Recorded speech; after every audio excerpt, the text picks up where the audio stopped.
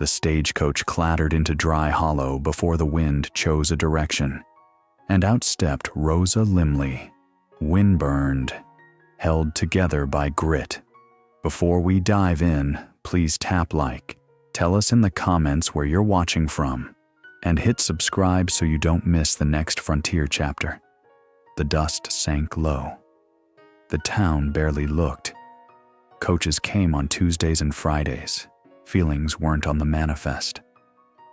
Rosa wore a dark blue traveling gown that behaved at 10 paces and rebelled at 2.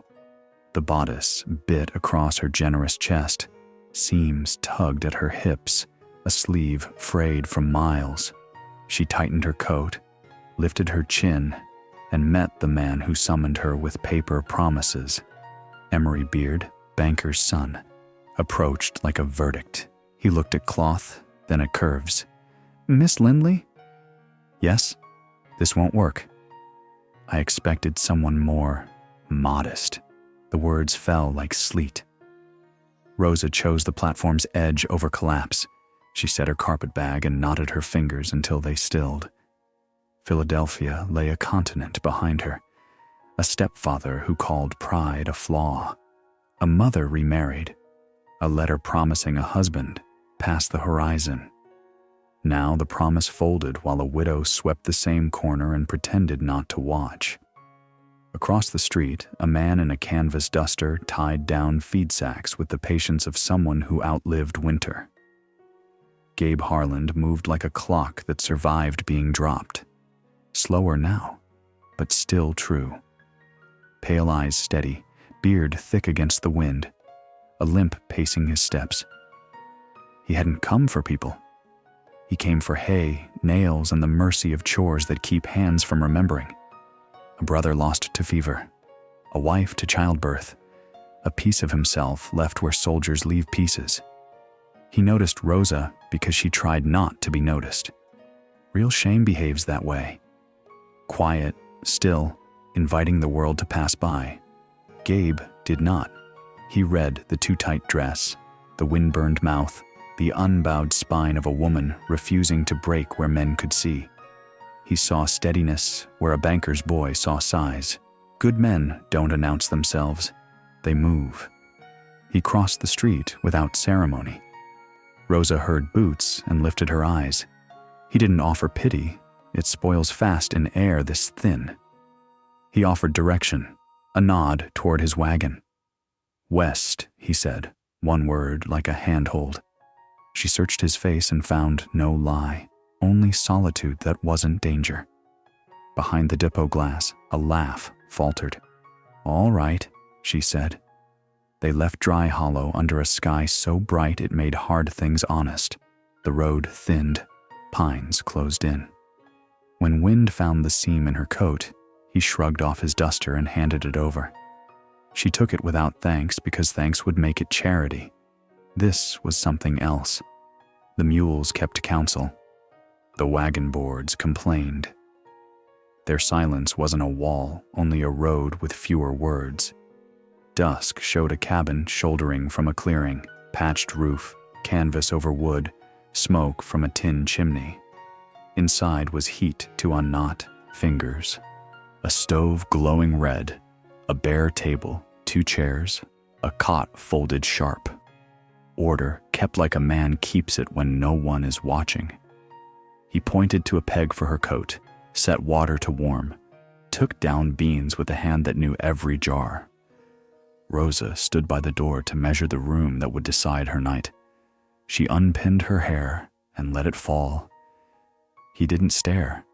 He moved around her like a stream around a stone, making space without fuss. When she offered to help, he nodded. He passed a knife. She sliced potatoes. She nicked her thumb and said nothing. He handed a rag. The quiet worked like bread rising, nothing to watch, everything to feel. They ate from tin, the stew plain and hot. Outside, winter leaned on the walls. Inside, something stirred. It wasn't trust yet. Trust needs time. It wasn't romance, not yet. It was a ceasefire with the past, signed in broth and borrowed wool, and a chair offered and a cot refused. in choosing to sleep by a stranger's fire because the alternative was colder. Morning came pewter, the valley a gray bowl, and chores named the hours: hinge to fix, fence to lift, animals to feed. Coffee steamed, boots thudded. He nodded toward the bowl he'd set. No speeches, only being expected to eat. So the story sets its first stakes. A woman others measured in inches choosing to be measured in miles. A man with little left offering the rarest frontier gift.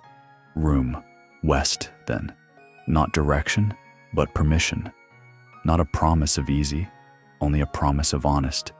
Two strangers in a small room with winter pressing in, deciding to believe in a worth the world would not name. The morning after that first hard silence seemed to arrive gray and cold, but with a softness that hadn't been there the night before. Rosa woke to the faint hiss of fire coaxed back to life, the sharp scent of pine smoke threading through the cabin, and the slow, steady sound of Gabe Harland moving about as though the weight of his body had memorized every creak in the floorboards. She was still wrapped in the heavy duster he had given her, its wool lining holding the ghost of his warmth.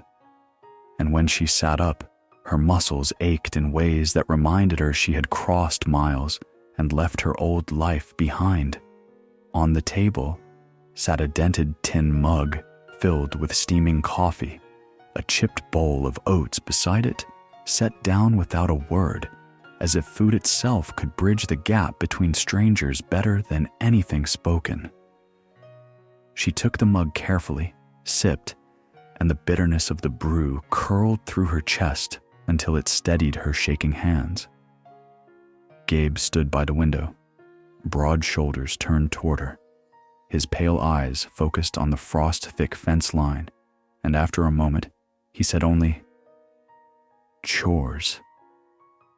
That single word could have dismissed her, left her to sit by the fire, but Rosa wasn't built to remain idle. "I can help," she offered, her voice low, carrying the careful courage of someone who had been told too often that she was unneeded. He turned toward her, then measured her with that steady look of his, and without speaking again, fetched a bundle from a shelf. In her lap fell an old flannel shirt, canvas trousers, boots with cracked leather but soles still sturdy, and a patched wool hat that smelled faintly of hay. It wasn't charity. She saw that at once. It was practical, the same way he moved through every part of this life, and it was also a kind of permission she hadn't been given before. She dressed behind the partition, the trousers rolled at the ankles, the shirt hanging loose but comfortable, and when she stepped outside, the snow crunched beneath her borrowed boots. The world beyond the cabin stretched raw and open, white ridges under a pewter sky, the air so sharp it cut at the back of her throat. Gabe was already at the barn, his limp heavier in the cold, dragging hay toward the cattle with the same steady persistence of a man who had lived through too much pain to be slowed by it. He didn't look startled to see her. He didn't ask questions. He simply passed her a pitchfork and said, "Stalls first." That was enough. Rosa wrapped her fingers around the wooden handle, the raw bite of it burning her palms, and followed his lead. The work filled the morning like a language spoken without words. She shoveled muck, hauled water, carried feed until her back ached, and when blisters split across her hands, she tied cloth around them and pressed on. He noticed but did not comment, and that quiet acknowledgement was worth more than praise. When he hefted a feed sack, she held the gate. When he hammered a hinge back into place on the barn door, she passed the nails before he could ask. The silence wasn't empty anymore. It carried a rhythm, an understanding, the slow beginnings of trust. By midday, they sat side by side against the barn wall, eating jerky and dry bread from the same cloth pouch. The snow glittered in weak sunlight. Cattle lowed softly beyond the corral. He didn't ask about Philadelphia, and she didn't ask about the scar that pulled his gait. But the questions lived in the air between them like smoke from a slow-burning fire. She studied the way his jaw clenched each time he shifted his weight, the set of his shoulders when he thought she wasn't looking. He watched her back straighten every time fatigue tried to bend her down, the grit in her eyes when she refused to seem helpless. Evening came with the sky flushed red, the air brittle and raw, and they returned to the cabin with their breath steaming. Inside, Rosa rubbed salve into her torn palms, cheeks flushed from wind, hair loose in strands across her face. Gabe glanced at her once and said, "Wear gloves tomorrow." It was the first advice he had given her, not sharp, not scolding, just plain truth. She looked up, surprised at the gentleness beneath the words, and nodded. "I didn't know if you'd want me outside again," she murmured. His answer was simple. "You work." She tucked the cloth tighter around her hands and felt something shift, small, fragile, but real. That night, the wind clawed at the shutters, moaned across the roof, and Rosa flinched against the sound, an old reflex she couldn't quite bury. Gabe set aside the torn dime novel he'd been reading, crossed the room, and added another log to the fire. The flames caught quick, warm light stretching across the cabin walls. He looked at her then and asked, "You warm enough?" The question was plain, but it settled deep in her chest. "Yes," she whispered, though her voice wavered. His gaze lingered, steady and unwavering, before he nodded and returned to his chair. For Rosa, the ache she had carried since the stage platform eased just slightly, the shame that had shadowed her steps softening beneath the weight of quiet acceptance. For Gabe, whose life had been narrowed to fence lines, wood piles, and the ghosts of the past, her presence filled the silence without crowding it, like a note played softly in a room that had forgotten music. They were still strangers, still cautious, but no longer alone. Something unspoken had begun to take root in that cabin, fragile as new growth under snow, yet steady enough to weather the long frontier winter that waited outside. The storm had not lifted by the third morning, only pressed harder against the shutters, making the cabin walls groan like old timbers at sea. Rosa rose from her bedroll near the stove, pulling Gabe's heavy flannel tighter around her shoulders, her fingers still raw though wrapped in cloth. Outside, the world was muffled beneath a crust of snow that cracked like glass when stepped upon. Gabe was already gone to the barn, his prints a dark trail across the white, his limp more pronounced in the cold. Rosa followed him, boots crunching, her breath puffing into the gray air. She found him bent against the corral fence, hammering a post back into the frozen earth with a force that looked like stubbornness as much as strength. He didn't turn when she approached, only said, "Fence lines down on the east ridge." She nodded, drawing her gloves tighter. "Then we'll fix it." There was no hesitation in her voice, though the wind cut at her ears, and her body still ached from yesterday's work. He glanced at her then, brief but searching, and without a word, gestured to the sled where tools and rope lay ready. The ride to the ridge was slow, the mules pushing through drifted snow, the sky low and heavy with the promise of more. Rosa sat straight beside him, gloved hands folded in her lap, eyes on the forest pines bending under their burden. Gabe didn't speak, his attention fixed on the trail, but his nearness carried its own kind of steadiness. The silence between them no longer felt like distance. It was something shared, as though they had agreed without saying that words were precious, not to be wasted on what didn't matter. When they reached the ridge, the fence sagged under weight of snow, posts leaning, wire pulled loose, Gabe stepped down first, his limp biting harder now, but his hands were sure as he dug at the frozen ground. Rosa moved beside him, lifting beams, pulling wire, steady and determined. At one point he hesitated, eyeing the heavy wood, but she only said, "I can carry that." And she did, straight-backed, careful not to twist, the beam balanced against her shoulder. He didn't argue after that. Hours passed in labor, their breaths puffing white, their gloves crusted with frost. The world hushed, except for the scrape of shovel and the crack of wire pulled taut.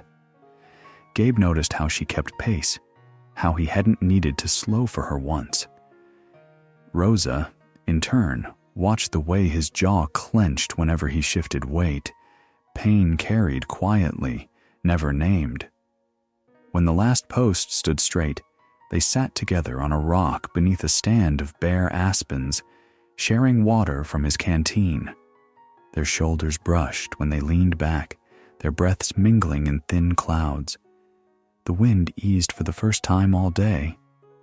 Rosa broke the silence, her voice low, steady.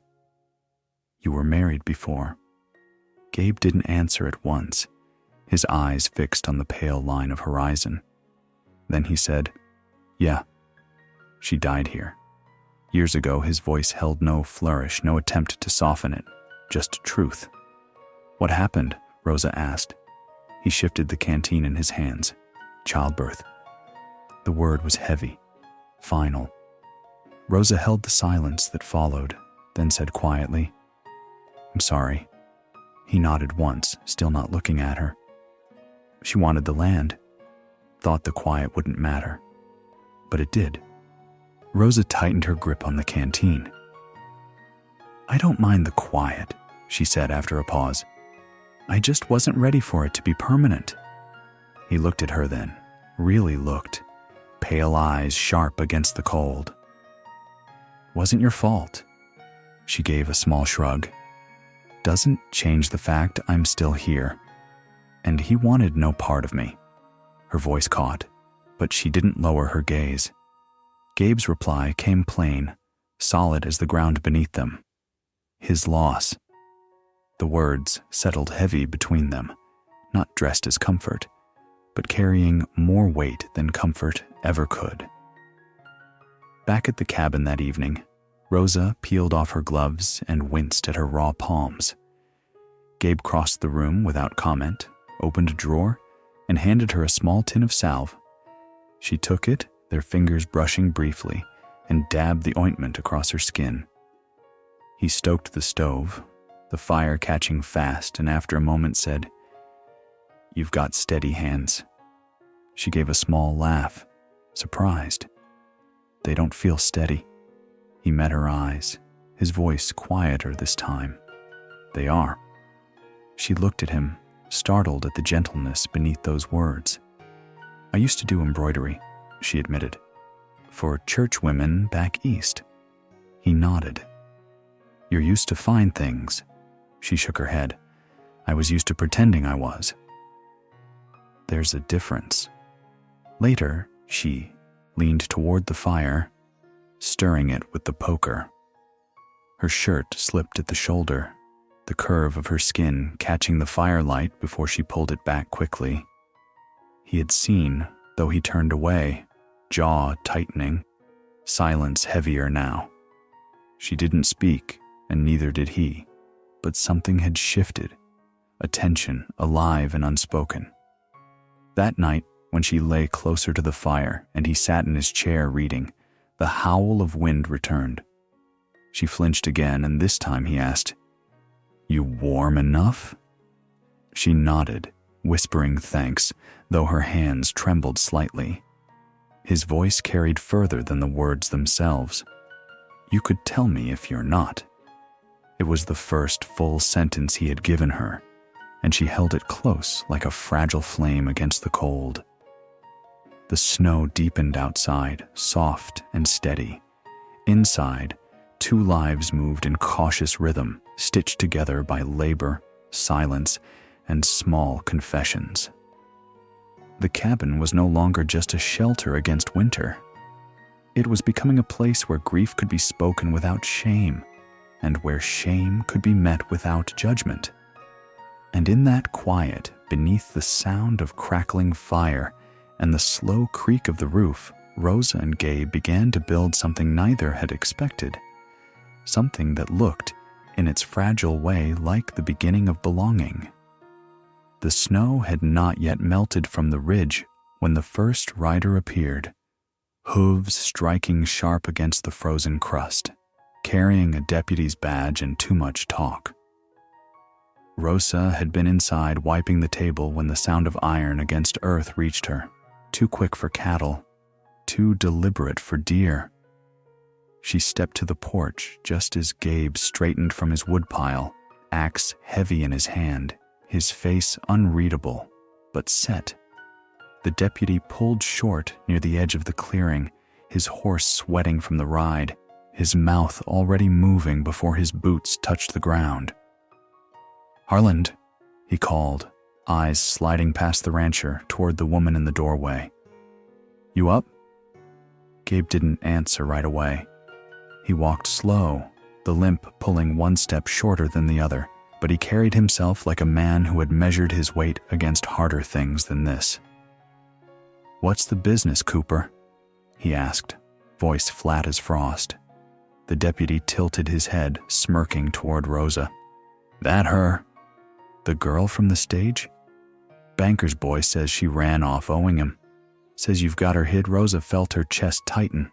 Not fear exactly, but the sharp ache of shame resurfacing, as if all the stairs from town had followed her here. She did not move. She did not lower her chin. Gabe turned, eyes on her, and asked only, "You owe him?" Rosa shook her head once, steady. "No." Gabe turned back. "Then she's not running." The deputy blinked, caught off guard by the plainness of it. "So you're saying she's here?" Gabe's grip on the axe loosened, but did not fall. "She's not property.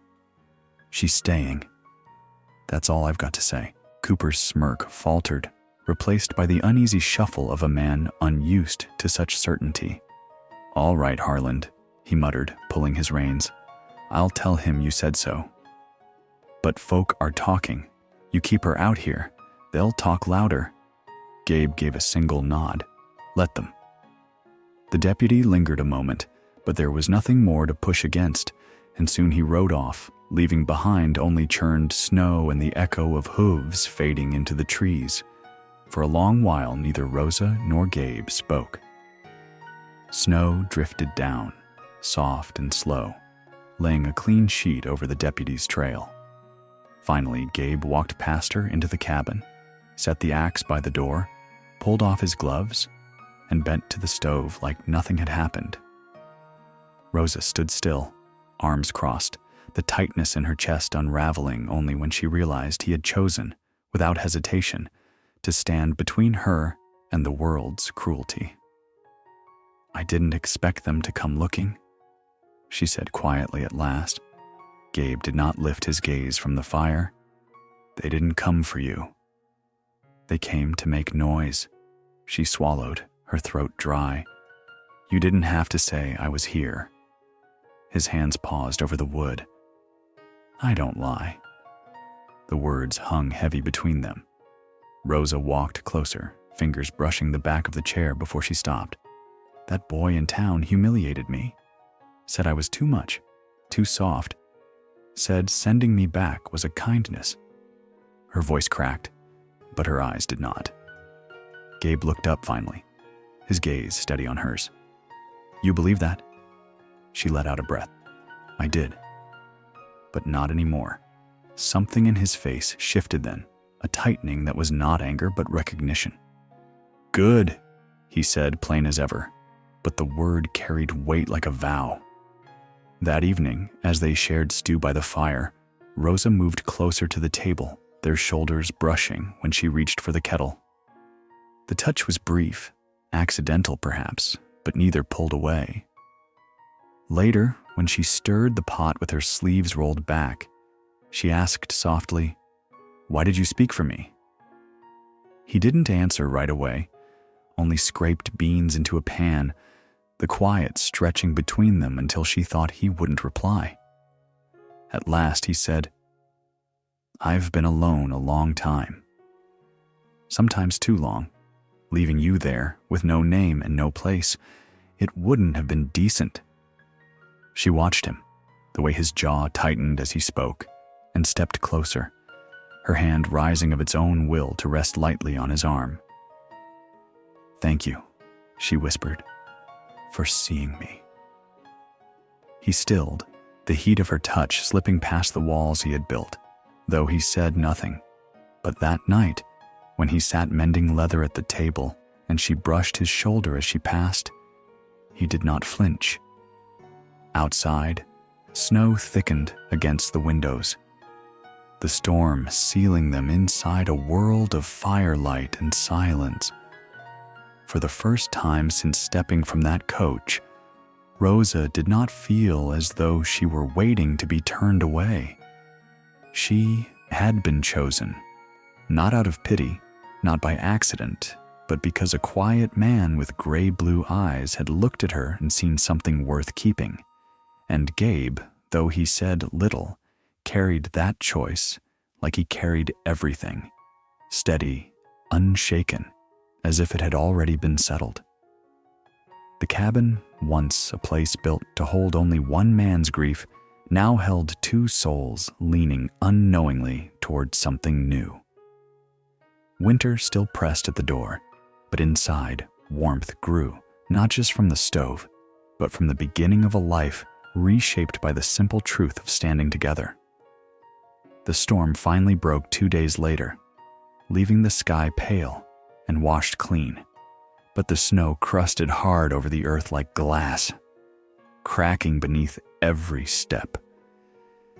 Rosa pulled on the gloves Gabe had left for her, her hands already toughened by the work of feeding cattle and pitching hay, though the blisters still ached beneath their bandages. She had stopped asking whether he wanted her help. She simply rose when he did, boots thudding across the floor, hair bound back beneath the patched wool hat he had given her. Gabe did not question it. He moved slower in the cold, his limp sharper now, but his hands were steady as ever, and the rhythm of his days no longer ran alone. By then, Rosa knew the weight of feed sacks, the crack of ice against the water trough, the sound of cattle pressing against the fence when hungry. She knew, too, that he watched her not with doubt, but with a quiet respect that grew heavier each passing day. That morning, they loaded the sled with rope and tools to mend the east fence, the one that ran crooked down the ridge and always caught the worst of the winter winds. The mules stamped impatiently as Gabe settled into the seat.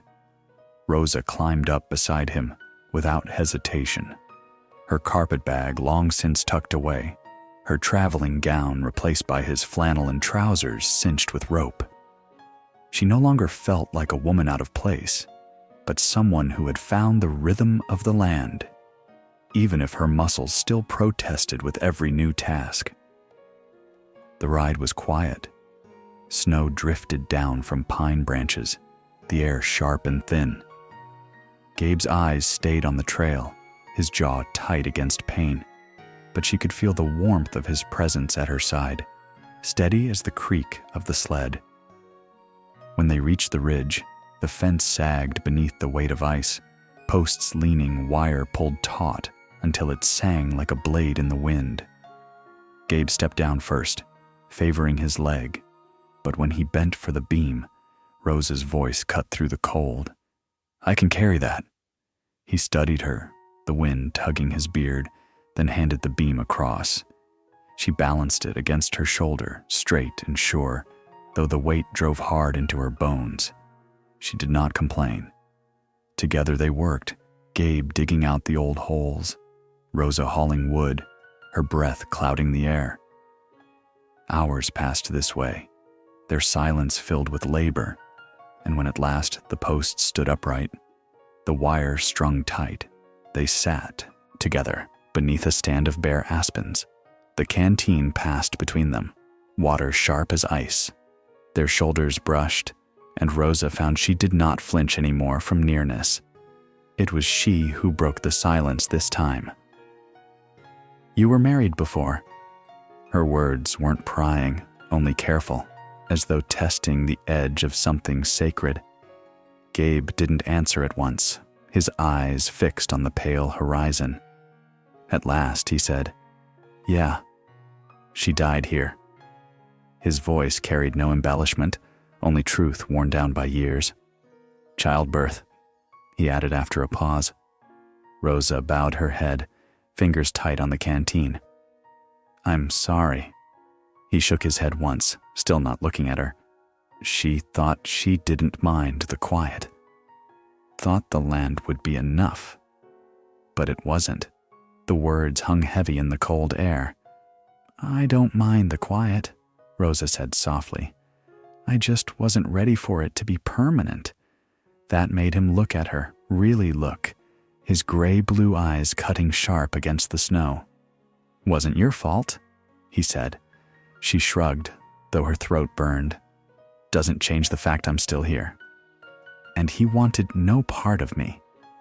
She meant Emory, though she didn't speak his name. Gabe's jaw worked once. His loss. Simple words, but they landed deep, heavier than any comfort she had been given before. Back at the cabin that evening, Rosa peeled off her gloves and winced at the rawness beneath. Gabe crossed to a drawer, pulled out a small tin of salve, and placed it in her hands. Their fingers brushed, brief but steady, and she dabbed the ointment across her palms. Her cheeks flushed from the fire's glow. Gabe fed the stove with another log, then leaned back in his chair, watching her in the kind of quiet that wasn't judgment, but something closer to recognition. After a moment, he said, "You got steady hands." She laughed softly, surprised. "They don't feel steady." His gaze didn't waver. "They are." Something shifted then, small but unmistakable.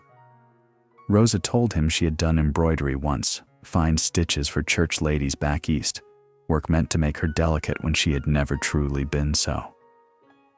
"I was used to pretending I was," she said, her voice catching. "There's a difference." He nodded slowly, as though he understood more than he spoke.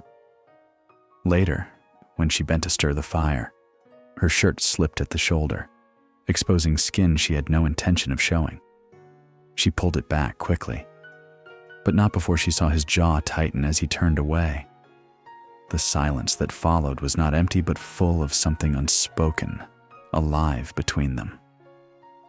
That night, when the wind howled through the trees and Rosa flinched, Gabe asked again, "You warm enough?" She whispered yes, though her heart hammered at the sound of his voice. "You could tell me if you're not," he added, his first full sentence offered to her since she had arrived. She held the words close, like a fragile ember kept alive in cupped hands. The fire cracked, shadows danced across the walls, and in that cabin, built by grief, held by silence, something new rooted itself. Fragile, yes, but growing, steady as winter's slow surrender. The days had begun to stretch longer, though the cold still clung to the earth, when the first true test came riding out of town on a sweating horse. Rosa had been bent over the table, wiping it clean after breakfast, when the sound of hooves cracked sharp against the frozen crust of the clearing. She froze, rag still in hand, her heart climbing into her throat. Outside, Gabe straightened from the woodpile, axe heavy in his grip, his beard flecked with frost, his eyes narrowing toward the ridge. The rider broke through the trees in a spray of snow, Deputy Cooper, the brass star on his vest, catching what little light filtered through the clouds. He rode too hard for a man on an errand of peace, and Rosa felt her spine stiffen. The past, she thought, always had a way of following, even into places where she had begun to breathe easier. Cooper pulled up short, his horse's breath steaming into the cold air, his eyes flicking toward the cabin. "Harland," he called, voice too loud for the stillness. "You up?" Gabe's limp carried him forward, slow and deliberate, the axe lowered but not dropped. "What's the business, Cooper?" His voice was flat, stripped of all patience. The deputy shifted in his saddle, gaze sliding past Gabe to Rosa, who now stood in the doorway with her chin lifted though her hands trembled against the frame. "That her?" he asked, pointing with a jerk of his chin. "Banker's boy in town says she ran off owing him. Says she belongs to him, one way or another." The words struck Rosa like stones, shame rising in her chest, but she didn't step back. Not this time. Gabe turned, his pale eyes holding hers, and asked only one thing. "You owe him?" Her answer came steady, though her throat burned. "No." One word. Final. He turned back to Cooper as though that settled everything. "Then she's not running," he said. The deputy leaned forward in his saddle, scoffing. "So you admit she's here? You know he paid her fare. Makes her his, doesn't it?" Gabe's jaw tightened. "She's not property. She's staying. That's all I've got to say." The air grew heavier in the space between them. Cooper shifted uneasily, tugging at his reins, unused to running against a wall of certainty. "All right, Harland. I'll tell him you said so, but word's spreading in town. They'll talk louder now." Gabe gave one curt nod. "Let them talk." The deputy lingered a moment longer, his eyes darting between Rosa and Gabe, but there was no give in the rancher's stance, no crack in his steady tone. At last, Cooper turned his horse and rode back into the trees, the sound of hooves fading into silence. For a long while, neither of them moved. Snow drifted down, soft and slow, covering the churned trail. Gabe set the axe by the door and pulled off his gloves, moving toward the stove like nothing had changed. But Rosa knew it had. He had spoken for her, not as though she were a burden, not as though she were a debt, but as someone worth standing beside. Inside, she crossed her arms tight, the rag still clutched in her hand. "I didn't expect them to come looking," she said quietly. Gabe stirred the fire, the orange glow rising in the stove's belly. "They didn't come for you." "They came to make noise," her lips pressed tight. "You didn't have to say I was here." He looked up then, his voice steady as the logs he set down. "I don't lie." The words hung between them, heavier than anything the deputy had spoken. Rosa took a step closer, her throat aching. "That boy in town humiliated me, said I was too much, said sending me back was a favor." She breathed out slow, steady. "For a while I believed him." Gabe's eyes held hers, gray-blue like stormlight. "You don't believe that anymore." She shook her head, faint but firm. "Not anymore." His reply was quiet, but final. "Good." That night the storm rose again, snow thick against the windows, but the cabin felt different. Rosa moved closer to the stove, stirring stew while Gabe mended leather at the table. She brushed his shoulder as she passed. He didn't flinch. When she finally dared ask, "Why did you speak for me?" his answer came slow, drawn from somewhere deep. "Been alone a long time," he said. "Sometimes too long. Leaving you there, with no place and no name, that wouldn't have been decent." She reached out then, laid her hand softly on his arm, her voice low. "Thank you. For seeing me." He didn't answer, not with words, but the silence shifted. Later, when the fire burned low and shadows reached across the walls, Rosa pulled her bedding closer, nearer to his chair. He didn't object, and for the first time since stepping off that stagecoach, she felt something like safety settle into her bones. not because she had begged for it, not because he had claimed her, but because he had spoken truth where others had only spoken shame. In that cabin, with snow pressing against the windows and the world waiting to whisper, Rosa found her worth reflected back to her, not in words gilded with pity, but in the steady presence of a man who had chosen, without fuss, to stand on her side. The deputy's warning still echoed beyond the pines, but inside the cabin, the fire burned steady, and two lives, once bent beneath loneliness, leaned quietly toward one another. By the time the snow began to thin into mud along the fence line, the silence between them had changed its shape. It was no longer heavy, no longer guarded, but something that moved with them, like a third presence that labored in the barn, followed them out into the fields, and warmed itself by the fire at night.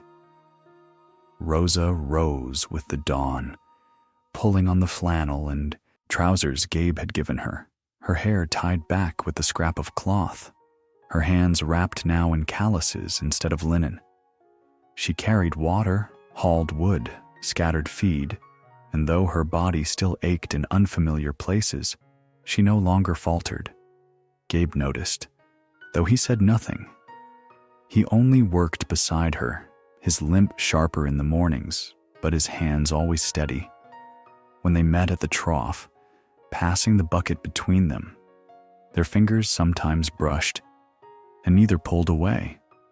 It was a quiet transformation, the way her presence threaded into his days. Once, the cabin had been filled only with the sound of his boots on the floorboards, the groan of the stove, the scrape of a knife against wood. Now there was the softer rhythm of her voice, a low hum as she brushed out her hair in the evenings, the sound of her laughter once or twice when the mules misbehaved.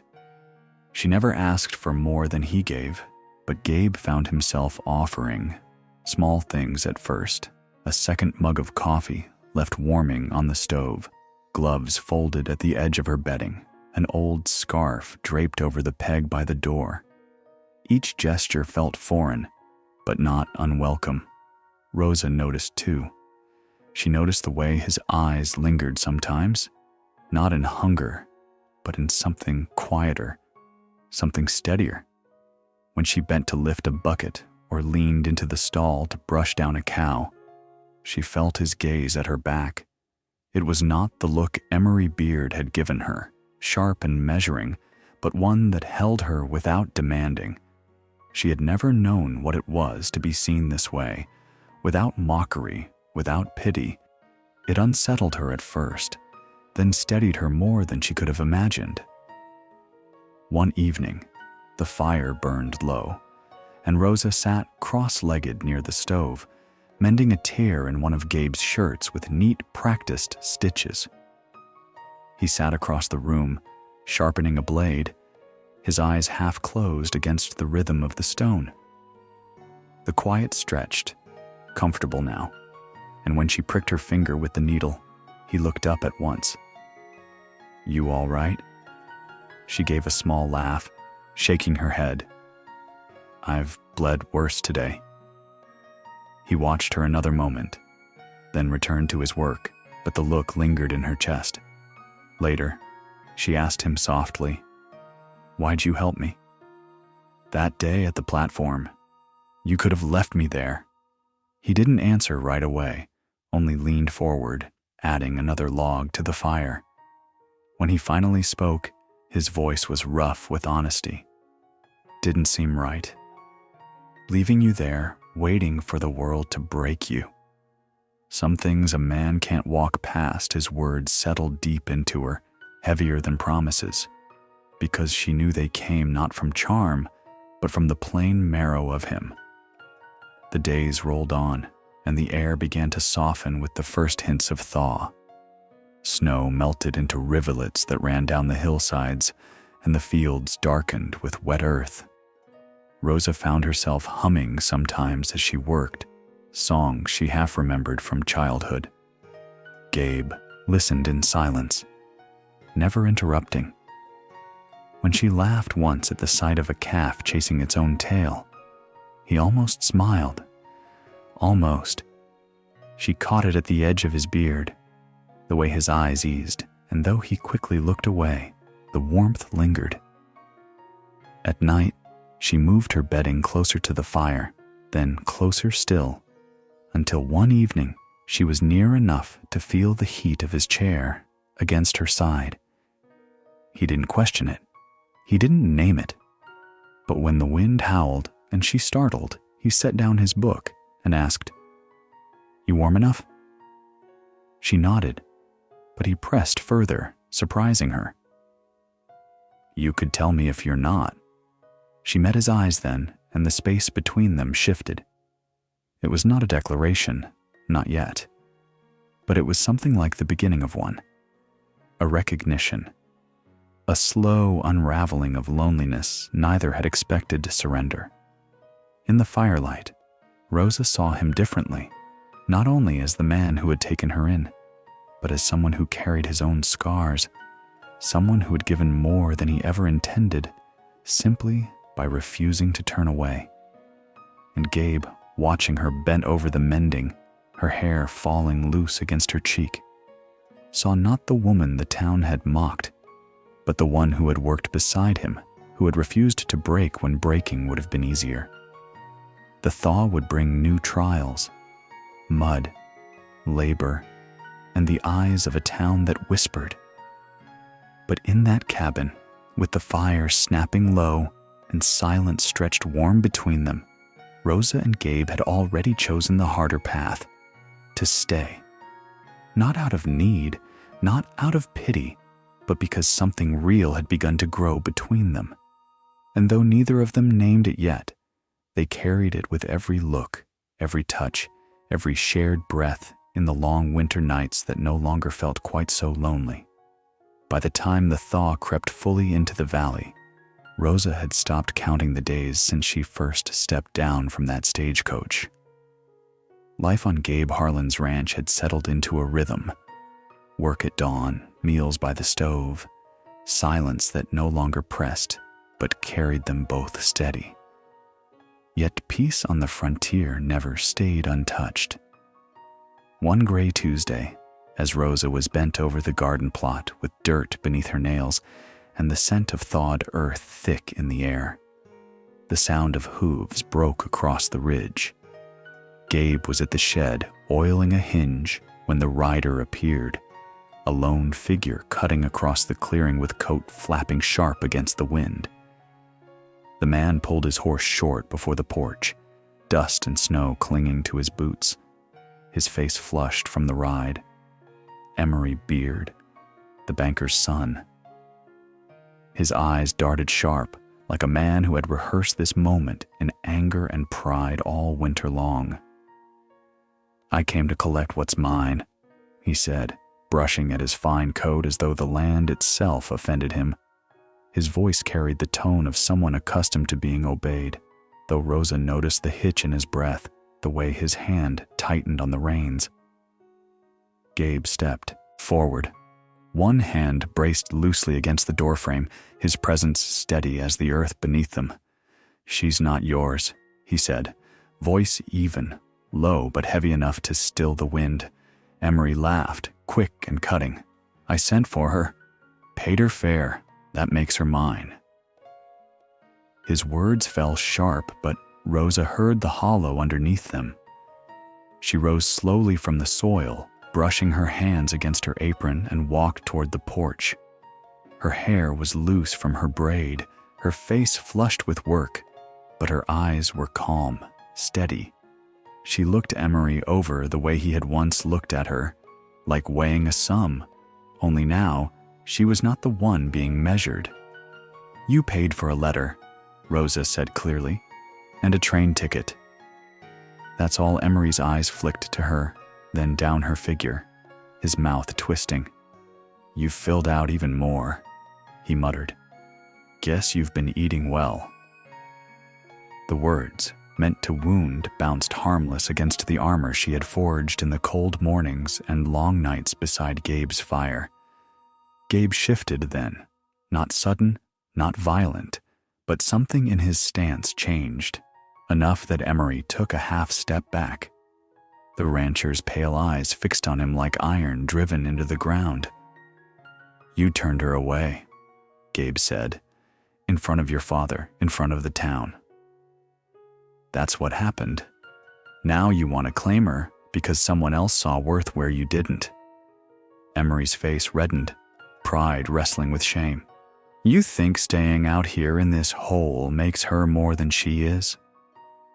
She was meant to be a wife at my table, not some—" He cut off when Rosa stepped forward, chin lifted, her voice strong. "I'd rather sleep on dirt beside a man who respects me than sit at a banker's table with someone like you." Silence followed, heavy as stone. The horse snorted, stamping restless against the earth. Gabe didn't move, didn't need to. His presence filled the space between them. "You're not welcome here," he said at last. "Turn your horse around. Don't come back." For a long moment, Emory's jaw worked, his pride searching for purchase. But there was nothing left. No claim, no power, no audience to witness. At last, he spat into the dirt, mounted up, and pulled the reins hard. Rosa stood still, her hands tight at her sides, watching as he disappeared back toward town, dust rising like smoke behind him. "You all right?" Gabe asked quietly once the silence returned. She drew a breath, nodding. "I'm not scared of him. I just—" Her words faltered, eyes cast down. "I hate that I let men like him define my worth for so long." Gabe stepped closer then, his voice steady. "He never saw you." Rosa lifted her gaze, eyes burning. "And you did." His hand came to rest at her waist, fingers warm, steady, not claiming, only anchoring. "I saw you the second you sat on that platform and didn't cry." The breath caught in her throat. "I only wanted someone to choose me," she whispered. "Not out of pity, just for me." The wind softened around them, brushing strands of her hair across her cheek. She took his hand and held it against her waist, not with desperation, but with certainty. That night, when the door closed and the fire built strong again, Rosa lit the lamp and turned to face him. There were no speeches, no promises, only the quiet truth of what had already been decided. She undid the buttons of her dress slowly, not as an offering, but as trust. Gabe crossed the room with the same steadiness he carried into every act, and when he touched her face, it was with the gentleness of a man holding something solid, not fragile. Their lips met, soft, certain, and for the first time, Rosa felt herself not as a burden or a bargain, but as a woman chosen. Later, curled in the firelight, her head on his chest, his arm around her waist, she whispered, "This feels like home." He didn't answer, only squeezed her hand gently, as though to tell her he agreed. Outside, the thaw continued, the creek swelling with meltwater, the world shifting toward spring. Inside, two lives, once measured in loneliness, once weighed by shame, had turned a corner neither expected. Not pity, not rescue, choice. The thaw came slow that spring, the land loosening its grip on winter, the way a weary hand unclenches after holding too tight. Streams ran high with meltwater, the earth dark and rich beneath their boots, and every day carried with it the scent of change. Rosa no longer woke as a guest in Gabe's cabin. She rose with the sound of his boots on the porch, stirred the fire before he returned from checking the stock, and moved through the rooms as though she had always belonged to them. His clothes fit her now in ways they hadn't before. Shirts rolled at the sleeves, trousers tied neat with rope at the waist, the fabric worn soft by his years of labor, but made hers by the steadiness of her work. Some mornings, when the stove burned low, she wore only one of his flannels hanging long against her legs, her hair undone, her body no longer something she tried to hide. Gabe never said anything when he saw her like that, but his eyes lingered in quiet acknowledgement, not leering, not ashamed, simply seeing. And Rosa, who had once been dismissed as too much, too soft, too large for a banker's son, felt in those silences a worth deeper than words. The days settled into a rhythm both new and familiar, mending fences together, hauling buckets from the creek, planting the early onions in neat rows lines across the thawed garden. Gabe's limp eased with the warming air, though he still moved like a man measuring each step, every shift of weight carefully chosen. Rosa kept pace beside him, her laughter surfacing now and again when the mules balked or when mud sucked at their boots. He found he didn't mind the sound. It filled spaces that had gone hollow after years of living alone. Sometimes, at midday, they shared bread on the porch, boots resting side by side, their shoulders brushing lightly as though by accident. But neither pulled away. It wasn't spoken between them, not yet, but the air had thickened with something unshakable. When she bent to pass him a tool and her hand brushed his, he didn't retreat. When he reached for the shelf above her, his arm grazing her waist, she didn't stiffen. These were small things, but they built like stones stacked into a wall, solid, undeniable. And Rosa, in the quiet of her heart, understood what it meant to be chosen without words. She carried it with her as she worked, as she cooked, as she sat by the fire at night, mending shirts that now felt like her own. One evening, after a long day of digging post holes, Gabe sat on the porch with the sun dropping low, the fields awash in the gold of a fading sky. Rosa brought him water without being asked, pressed a rag to his brow, then sat beside him in the shade. For a long while they said nothing. The air smelled of wet earth and pine, the valley soft in its new green. Finally, Gabe spoke, his voice rough, like the words had been waiting too long. "You planning to stay?" She didn't answer right away. She looked out at the fields, at the fences stretching crooked and strong across the land. "I don't have another plan," she said carefully, "but that's not the same as staying." His jaw worked, eyes fixed on her. "Are you asking?" she said at last. He nodded once, simple and certain. "Yeah, I think I am." Rosa turned her gaze toward the barn, the hills, the sky above it all. "I haven't belonged anywhere in a long time," she admitted. "Back east I was always too much, too loud, too soft, too big. Then I came here, and I was too little, too desperate, too inconvenient." Her eyes found his again, steady now. "But here, you never asked me to be anything." Gabe's reply was plain, steady. "You didn't need fixing." She swallowed hard, her chest aching with something that was not sorrow but its opposite. "I don't want to be someone passing through." His answer came without hesitation. "You're not." That night, after supper, Rosa brushed her hair by the fire, her shift slipping slightly at the shoulder. Gabe sat across from her with his mug of coffee, watching the light flicker against her skin.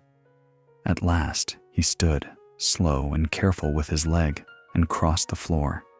She looked up, breath caught, as he knelt beside her.